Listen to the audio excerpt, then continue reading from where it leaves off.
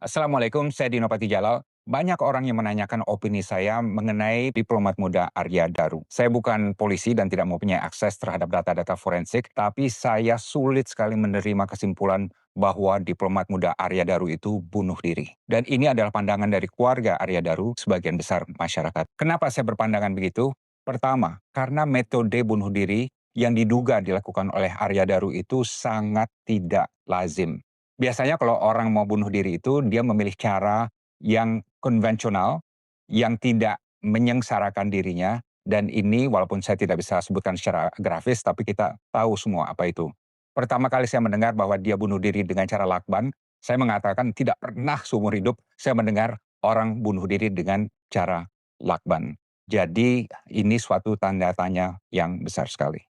Kedua, Arya Daru itu akan posting di Finlandia, salah satu posting idaman bagi diplomat Indonesia. Sebagai diplomat, saya paham sekali orang yang mau posting di luar negeri itu merasa sangat antusias ya, penuh gairah dan gelora hidup karena dia akan membuka lembaran baru dalam hidupnya dan karirnya di luar negeri. Jadi dari segi ini, psikologi ini tidak cocok sekali dengan psikologi orang yang mengalami depresi yang mau bunuh diri. Kalaupun dia mengalami masalah pribadi atau pekerjaan di dalam negeri, diplomat yang mau posting itu akan merasa, alhamdulillah saya akan meninggalkan semua beban itu di belakang saya karena saya akan posting di tempat yang indah di luar negeri. Jadi dari segi itu teori bunuh diri ini juga tidak masuk akal.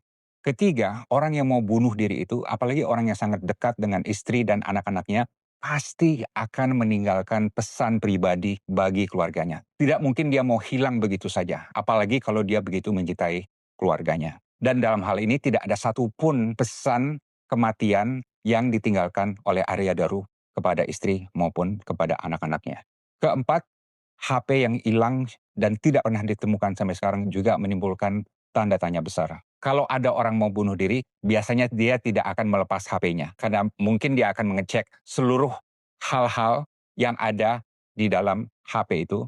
Dan mungkin dia juga akan melakukan komunikasi terakhir melalui HP itu. Dan kelima, bahwasanya sidik jari orang lain tidak ditemukan, bahwasanya HP juga tidak ditemukan, dan juga CCTV rekamannya tidak penuh lengkap, ini juga menimbulkan kesan bahwa ini merupakan suatu pembunuhan yang direncanakan secara rapih. Demikian pandangan saya mohon kasus ini tetap dibuka, tidak ditutup secara total, dan polisi terus mencari bukti-bukti atau penemuan baru sehingga bisa secara akurat menjelaskan kematian Arya Daru dalam situasi yang sangat janggal ini.